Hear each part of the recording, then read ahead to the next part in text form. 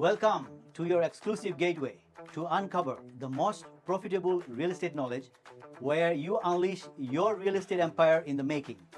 With our monthly report, brace yourself for a captivating journey as we delve into the latest market insights and expert strategies to help you dominate the real estate game with real, true knowledge.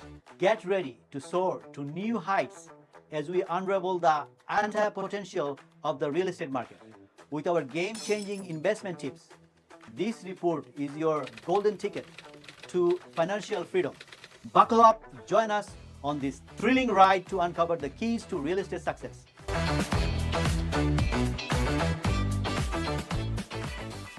In our May monthly market report, we're going to talk about latest of home prices, inventory, foreclosures, Fed's interest rate moves, and the upcoming recessions everyone is talking about. According to Fannie Mae, home prices are up 1% in Q1 of 2023.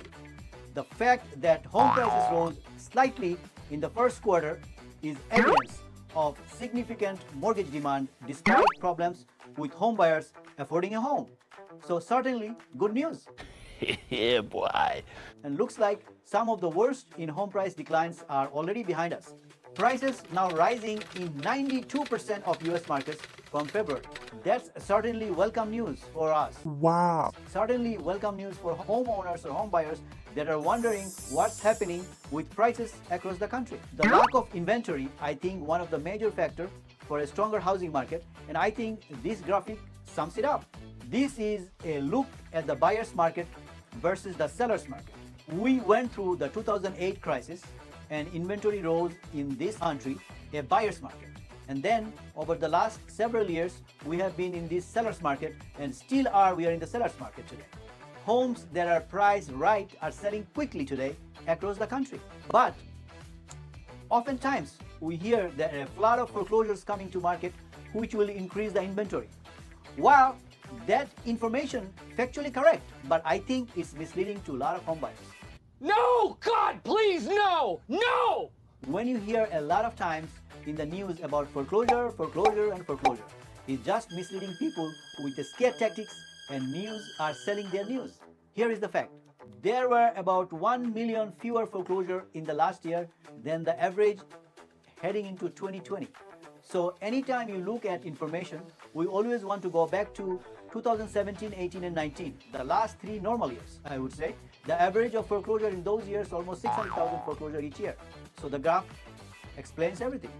And in year 2022, we have come out of the COVID moratorium. We should expect foreclosure to rise, but not at the rate that's going to dramatically impact inventory and put us into a buyer's market. It's not going to happen. Whoever is writing those headlines obviously didn't look at this graphic. This is a look at US properties with foreclosure filings going all the way back to 2005.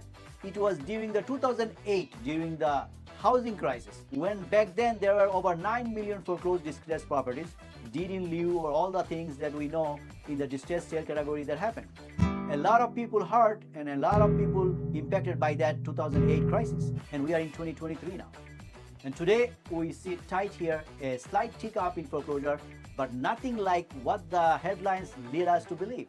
Now let's talk about recession. The Fed met and raised funds rate, causing more and more questions about recession. Fed recently said they expect a mild recession starting later this year with a recovery over the subsequent 2 years. Now I am not here to say whether or not if a recession coming, when it would or how long would it last or anything like that.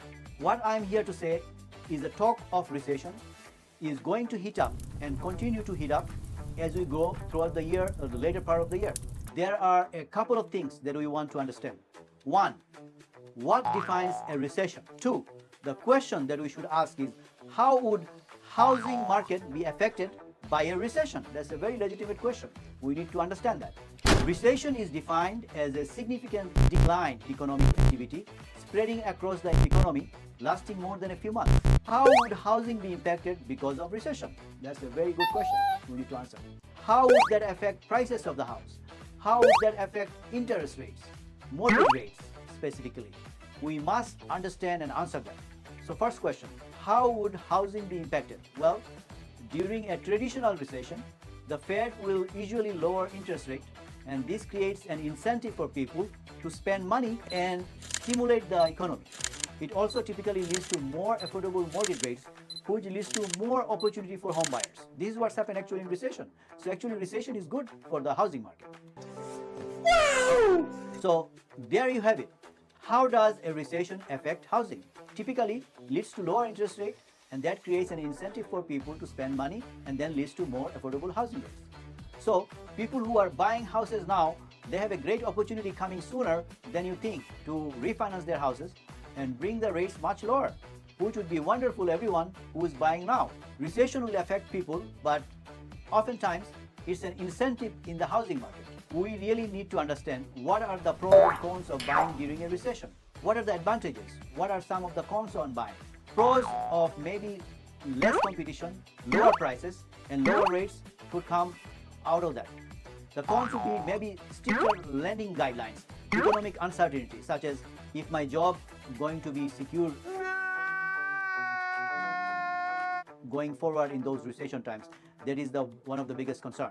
So a recession doesn't mean falling prices. Recession doesn't mean a housing crisis. During the last 6 recessions, we found that 4 of the 6 times home prices actually appreciated because of the lower interest rate. So people who are buying right now and then sooner, within 12 to 18 months, most probably, they will be able to refinance and they don't have to catch those higher prices on the house. So they're in good shape who are buying right now. Twice they depreciated, once marginally in the early 90s, but what everybody remembers is 2008 when homes lost almost 20% in value. But that, I think, is a very isolated situation. How a recession would impact mortgage rates is it typically means falling mortgage rates. If you go back and look at those 6 same recessions in our country, you see that each time we have seen mortgage rates fall, going all the way back to the early 80s. I believe this will give potential home buyers the confidence to make a powerful decision related to home buying. Don't forget and keep in mind that we live in one of the most foundationally strong housing markets of our lifetime, if not the strongest housing market of our lifetime. I will give you 2 things to sort of back that up and tell you why I can say that. First one, the current rate on existing mortgages according to FHFA, Federal Housing Finance Agency, as of the 4th quarter of last year, the majority of mortgage rates are below 5%, over 80%. So over 80% of the existing mortgages below 5%, over 50% below 4%. Some loans, they aren't going to default. Those loans right there, people are going to work as hard as they can to keep that mortgage. They can go out and rent an apartment for what they have for their current mortgage payment. So that is a very strong foundation for homeowners across the country. Second reason, I can say that Americans are sitting on tremendous equity. Almost 68% have either paid off their mortgage or have at least 50% equity. When you break down the numbers, 39% of people in this country own their home free and clear. That's amazing. 29% have at least 50% equity. That term would be equity rich in their housing. So you add those together, you get almost 68% are in a position where they either have it paid off or they have 50% equity. That is an extremely strong foundation for homeowners across the country. The one thing that always reminds me of is back in 2008, people walked away from their homes because they literally owed more on the home than it was worth. And now, fast forward to this most recent crisis, over the last couple of years because of COVID and all the things we have dealt with, people have said that we are going to do things differently. We are going to protect the equity in our homes. We didn't do it right the first time, but we are going to do it right this time. And it's showing up, building an extremely strong foundation for this housing market. The reason I bring that up is when news media keeps saying foreclosures are on the rise. Our job is to combat the negative headlines with the facts of what's actually happening and reinforce those facts with the confidence that we live in a very strong housing market, which is the area that we can be the expert in. I am so grateful for everybody that joins the monthly market report every month so that you can have an information you need to be knowledgeable and to be confident on your decision of home buying process. But if you were to ask me, why do we do this? We do it for a couple of reasons. One, we want to keep you educated and confident. That's our goal, that you would have the information you need to be educated and confident in what's happening on. Second, we want to provide you the most current and trusted housing market insight.